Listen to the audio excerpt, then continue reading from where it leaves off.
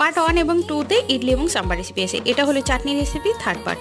তো চলুন চাটনি তৈরি করার জন্য এখানে আমি নিয়ে নিয়েছি হাফ কাপ নিলাম নারকেল গুঁড়ো, তার সঙ্গে হাফ কাপ পোস্ত, কয়েকটা রসুন কোয়া, সঙ্গে একটুখানি নিয়ে দিলাম আদা আর দুটো কাঁচা লঙ্কা, একটুখানি বাদাম, স্বাদ মতো লবণ দিয়ে অল্প একটু ধনেপাতা, সঙ্গে একটুখানি জল দিয়ে খুব ভালো করে এটাকে পেস্ট তৈরি করে নিতে হবে।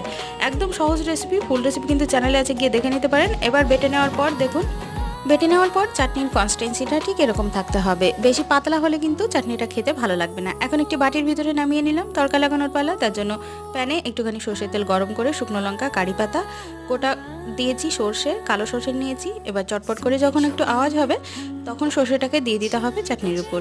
ব্যাস, চাটনি তৈরি হয়ে গেল। দারুণ স্বাদের টেস্টি চাটনি। অবশ্যই বাড়িতে তৈরি করে দেখবেন, আশা করছি ভালো লাগবে।